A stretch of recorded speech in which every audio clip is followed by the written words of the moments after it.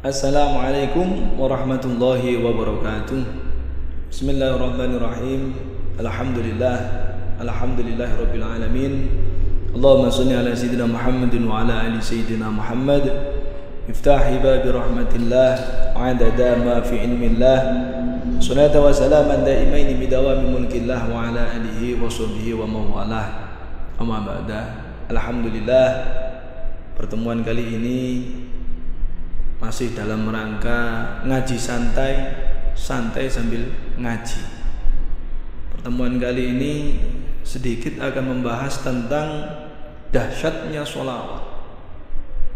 Mungkin banyak dari kita ketika ingin membutuhkan sesuatu, doa kita tidak dikabuli, tidak dikabulkan, keinginan kita tidak tercapai, apa yang kurang dari kita?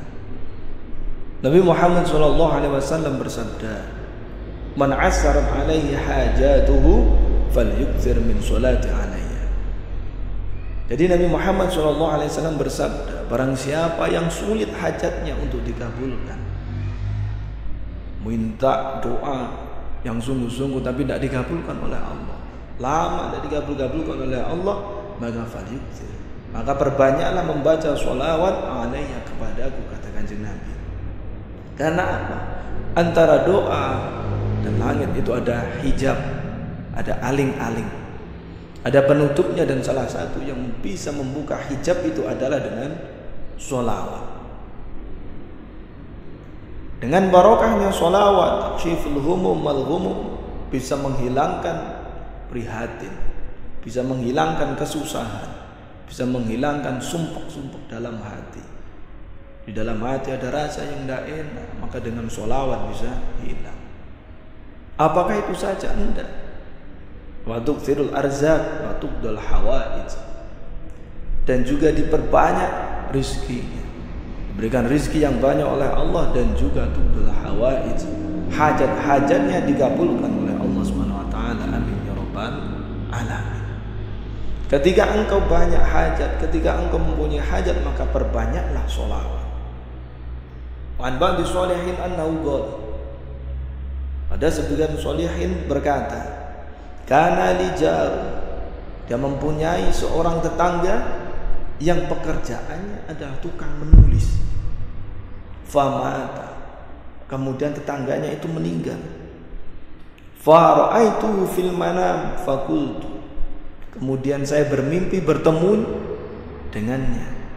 Faqultu ma fa'alallahu bik, apa yang Allah lakukan terhadapmu? Dia bertanya kepada orang yang meninggal tersebut dalam mimpinya. Faqala ghafara li, maka tetangganya itu menjawab, Allah telah mengampuni dosaku. Faqultu, saya heran. Kemudian saya bertanya, bima, dengan sebab apa engkau mendapat ampunan dari Allah? Faqala kuntu idza katabtu isma Muhammadin sallallahu alaihi wasallam, ketika saya menulis nama Muhammad sallallahu alaihi wasallam fi kitabi shallaitu alaihi, ketika menulis di kitab, ketika menulis di kertas, ketika menulis, pokoknya semua, ketika saya menulis nama Muhammad, maka saya membaca sholawat kepada Nabi Muhammad sallallahu alaihi wasallam. Barokah saya menulis nama Muhammad, fa'atani rabbi malan ainun ra'at, mala ainun ra'at, maka Allah memberikan kepadaku mala ainun ra'at, sesuatu yang tidak pernah mata itu memandangnya, wala uzunun sami'at, dan juga sesuatu yang tidak pernah telinga itu mendengarnya, wala khatarun ala qalbil bashar, dan juga Allah memberikan kepadaku sesuatu yang tidak pernah terbesit di hati seseorang sama sekali. Itulah fadilah-fadilah sholawat. Bagaimana dengan kita? Apakah kita masuk orang shaqawah ataupun sa'adah? Kita masuk dalam golongan orang yang celaka, ataukah kita masuk dalam golongan orang yang beruntung? Apa alamatus shaqawah? Ciri-ciri orang yang celaka itu yang bagaimana? Nabi Muhammad SAW, alamatus shaqawah arba'atun. Jadi Ciri-ciri orang yang sakowah, ciri-ciri orang yang celaka itu ada 4. Yang pertama, nisyanuz dzunub, yang melupakan dosa-dosanya, sehingga dia tidak mau bertobat. Dia beranggapan bahwasanya saya tidak punya dosa. Dia menganggap dosanya dia lupa. Wa dzakara al-hasanat al-madiyah wa la yadri aqbilat amruddan. Yang kedua, dia mengatakan kebagusan-kebagusan yang telah lalu, padahal wala yadri aqbilat amruddan. Dia tidak tahu apakah perbuatan kebaikannya itu diterima ataupun tidak. Contoh, ini kalau nggak ada saya, maka ini tidak akan jadi. Kegiatan ini bila tidak ada saya, maka tidak akan jadi. Ataupun, oh dulu saya itu sudah membangun masjid, dari awal saya membangun seperti ini, saya banyak menolong orang. Padahal dia tidak tahu apakah perbuatannya itu diterima ataupun amruddan, ataupun ditolak. Kemudian yang ketiga, wa nadru ila man fawqahu fid dunya wa ila man dunahu fid din. Orang yang melihat seatasnya tentang dunia dan melihat akhirat orang sebawah. Ada sebuah makalah mengatakan undur man ila man huwa asfala minkum wa la tandur ila man huwa a'la minkum. Ketika perkara dunia maka lihatlah sebawahmu, tapi ketika perkara akhirat maka lihatlah atasmu. Supaya apa? Supaya hati kita bersyukur, supaya hati kita qanaah, menerima atas pemberian Allah terhadap kita. Alhamdulillah, kemana-mana saya sudah pakai motor. Tetangga saya kemana-mana masih naik sepeda.